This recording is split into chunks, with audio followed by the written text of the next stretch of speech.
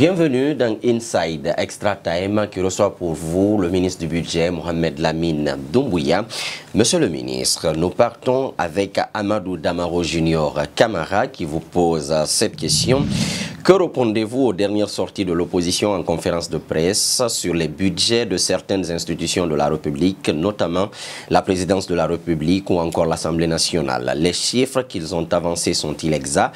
Et par ailleurs, depuis votre arrivée à la tête de ce département, est-ce que la Guinée peut se féliciter du respect de l'orthodoxie budgétaire quand on sait que ça a été le tard de toutes les gouvernances financières de ce pays? Écoutez, je ne sais pas de quels chiffres il parle exactement, mais si c'est des chiffres qui se trouvent dans la loi de finances, c'est tout à fait normal. Et le mérite du gouvernement, c'est de les avoir consignés dans la loi de finances. Cela procède justement au renforcement de la transparence en matière budgétaire. Et ce sont des montants qui ont été adoptés et votés par le Parlement. Mais je pense qu'il ne faut pas qu'on voit le montant en tant que tel. Le plus important, c'est quels sont les services qui utilisent ce budget-là. La présence, il ne faut pas prendre la présence comme étant la présence en tant que telle. Vous avez beaucoup de services attachés à la présence. Vous avez la PIB, vous avez le service de lutte contre la corruption, vous avez l'antidrogue. Vous avez beaucoup de services qui dépendent aussi de ce budget-là. Donc c'est normal que le budget soit conséquent pour permettre à ces services de fonctionner. Mais si seulement, je me serais gêné, si seulement ça n'avait pas été adopté et ça ne figurait pas dans la loi de finances. Donc je ne vois pas quel est l'intérêt d'avoir des polémiques autour de ça. D'autant plus qu'il y a une Cour des comptes qui est là et il y aura la période de réédition des comptes. Donc on aura l'occasion de démontrer que ça a été effectivement utilisé comme cela a été prévu dans la loi de finances. Par contre, pour en venir à la deuxième question, l'orthodoxie budgétaire, nous travaillons bien sûr pour en assurer la bonne gestion du budget national. Parce que déjà, nous sommes en train de boucler la 8e revue de performance avec le Fonds monétaire et la Banque mondiale, ce qui nous permettrait justement de boucler le programme. Si on est parvenu jusqu'à date, c'est parce que nous sommes en train de gérer correctement le budget. Donc aujourd'hui, chaque année, la loi de finances est adoptée à temps et aussi le document est disponible. Si vous allez sur le site du ministère du Budget, vous aurez accès à cette loi de finances. On n'a rien à cacher en fait. On n'a rien à cacher à nos populations et nous travaillons dans la plus grande transparence. Celui qui veut poser des questions, qui a des interrogations, nous sommes là pour les lui répondre. Mais en aucun cas, nous ne cédons à des polémiques. Donc chacun peut dire ce qu'il veut, mais le plus important, c'est que nous avons le cap. Nous maintenons le cap et nous exécuterons le budget conformément à son adoption par le Parlement. Monsieur le ministre, notre équipe est allée à la rencontre de ce citoyen qui s'interroge sur le financement du transport public par l'État. Monsieur Keta Ben Daouda, agent de la Sotragui. Moi, j'aurais voulu poser la question au ministre du Budget.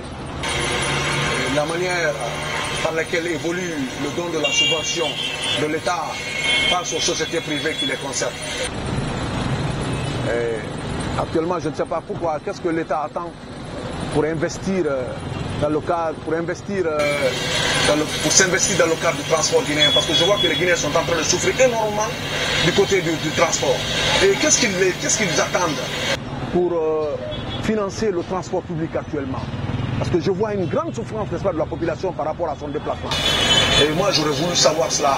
Et ils n'ont qu'à tout faire aussi, de le faire aussitôt. Parce que c'est un besoin accru, un besoin croissant que les populations demandent actuellement. Ce que je voudrais poser. Monsieur Keta veut savoir que fait l'État pour relancer le secteur des transports publics. Pour soutenir. Écoutez, peut-être que je ne serai pas forcément d'accord avec lui sur la façon dont il prend le service public dans le domaine des transports. Parce que, vous savez, nous sommes un pays qui a la tradition de vouloir tout subventionner. L'électricité est subventionnée, l'eau est subventionnée, le transport est subventionné, pratiquement tout est subventionné. À un moment donné, il faut qu'on s'interroge. Est-ce que c'est pertinent de continuer à subventionner à partir du moment où, quand on subventionne à un moment donné, ça marche pendant une petite période et puis on retombe. On est obligé encore de réinvestir. Alors pourquoi continuer systématiquement à injecter de l'argent dans des choses qui n'ont pas forcément d'avenir?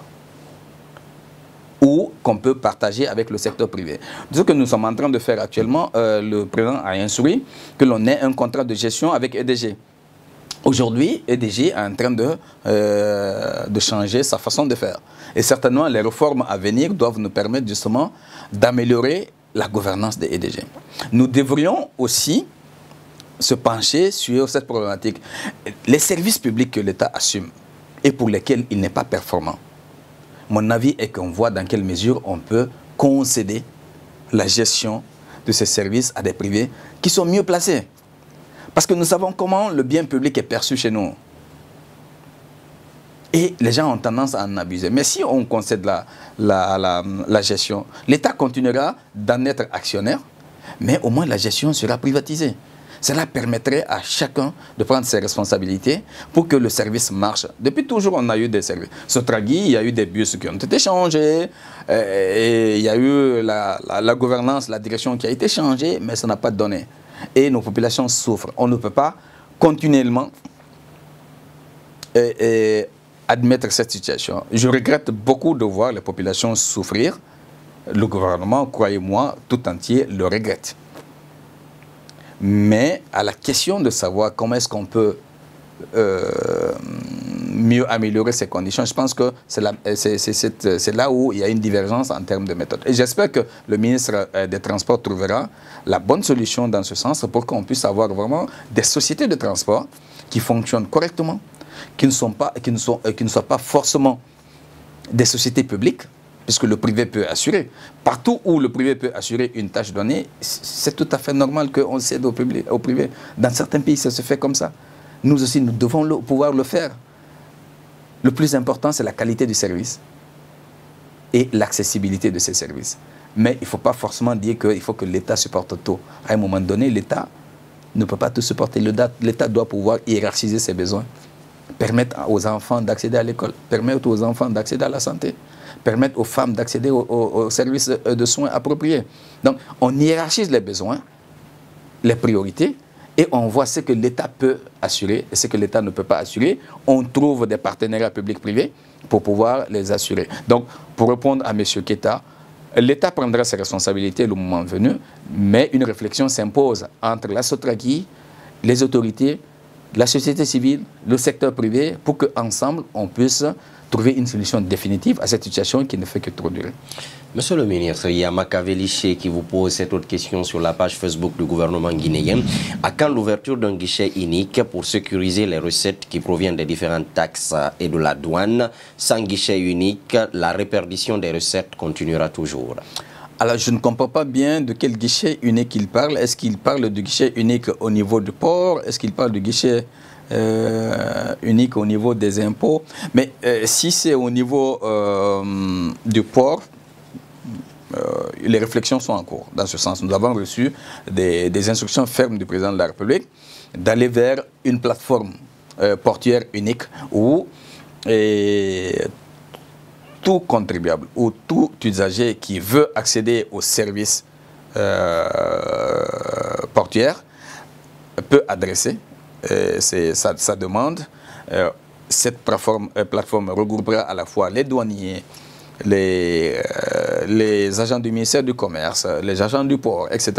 Et toutes les informations administratives seront destinées à ce guichet et ensuite le paiement se fera ailleurs. Cela permet justement de réduire le coût de transaction et aussi d'améliorer la transparence en matière de recettes publiques. Donc c'est une réforme qui nécessite une réflexion de fond, parce qu'il s'agit de mettre en commun les services et de faciliter l'interaction entre différents agents. Ce n'est pas facile parce que ça prend une méthode, ça prend des façons de travailler qui vont certainement changer, mais si nous y arrivons comme les Togolais l'ont réussi, cela certainement améliorer substantiellement les recettes publiques et nous travaillons dessus. Monsieur le ministre, nous restons toujours sur la page Facebook du gouvernement guinéen. Il y a Ella Djandjalo qui vous pose cette question. Est-ce que le système d'imposition très faible sur les importations de véhicules ne constitue pas un manque à gagner sur les recettes publiques?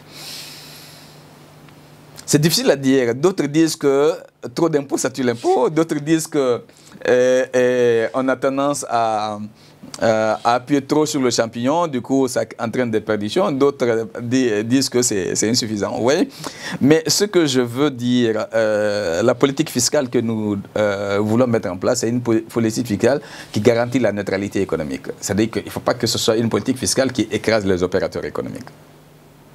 Un impôt pérenne, efficace et durable, pour me répéter, si vous me permettez, c'est un impôt qui repose sur des coûts de perception faibles.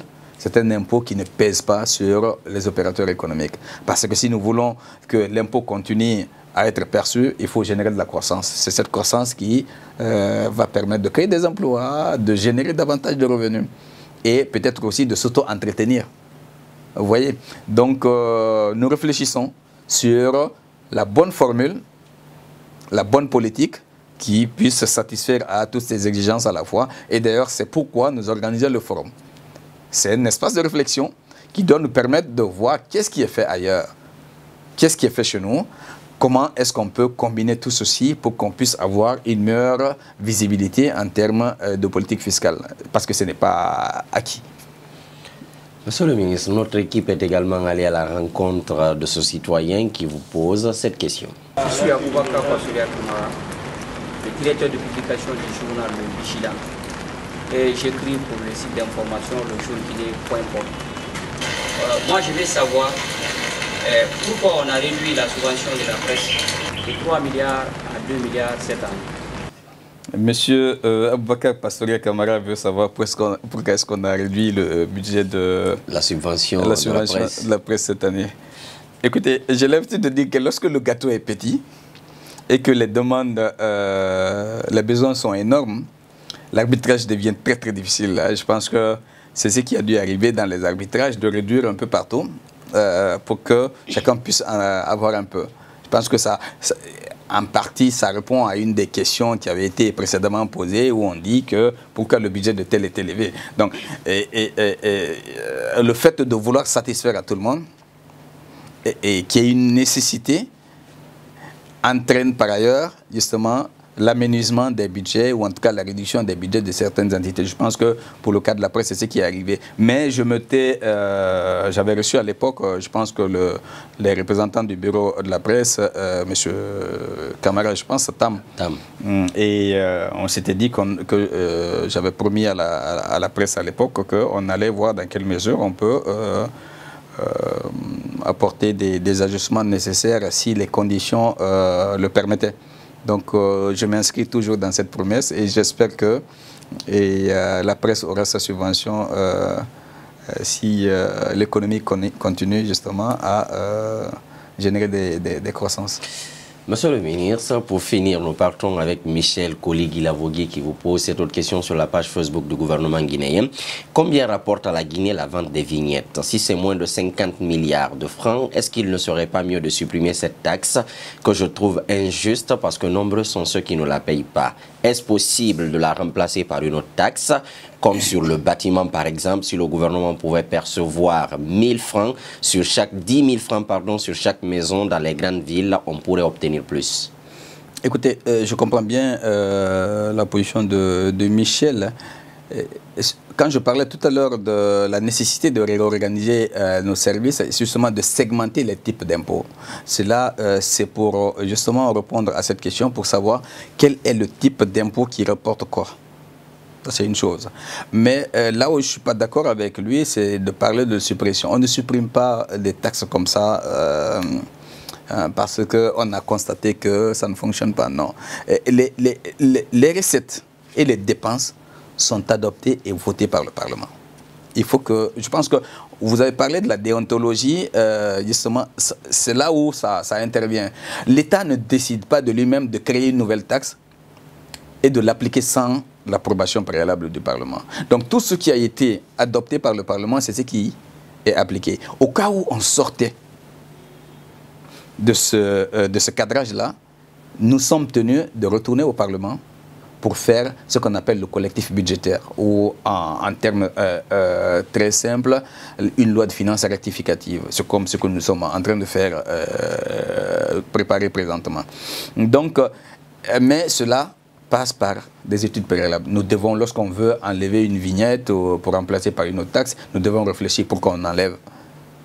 Est-ce parce que nous sommes défaillants pour l'exécuter? Dans lequel cas, il faut peut-être s'interroger sur la méthode qui est appliquée plutôt que de prendre une décision révolutionnaire. Vous voyez? Donc, je pense qu'il y a des faiblesses dans la perception des vignettes. Nous réfléchissons actuellement comment, par exemple, pour toute importation, avant même de sortir du port, à partir du moment où, si vous le faites circuler, vous allez payer, même à la sortie, vous pouvez payer. Nous travaillons aussi, nous réfléchissons sur comment dématérialiser aussi ces vignettes. Plutôt que d'importer et de coller, on peut, comme ça se fait dans certains pays, la vignette est directement sur la plaque d'immatriculation. Donc, ça, c'est des réformes et que nous devons mettre en place. Mais vous savez, les réformes ne se mettent pas instantanément en place. Ça prend la méthode, ça prend de la réflexion et ça prend, comme je le dis, du temps. Mais dans notre politique actuellement au niveau du ministère du Budget, il y a plus urgent, c'est-à-dire sécuriser immédiatement les recettes publiques. C'est-à-dire tout ce qui doit venir à l'État, mettre en place tous les mécanismes pour que la chaîne soit surveillée, contrôlée dans le temps. Ensuite, les réformes qui doivent nous permettre justement progressivement d'avoir l'effectivité, de contrôler l'effectivité des impôts ou des recettes publiques, ça viendra par la suite. Donc, c'est ce que je peux dire par rapport à cette question. Merci à vous, Monsieur le ministre. Merci beaucoup. C'est la fin de cette rubrique Inside Extra Time qui a reçu pour vous le ministre du Budget, Mohamed Lamine Doumbouya. Rendez-vous la semaine prochaine pour un autre numéro.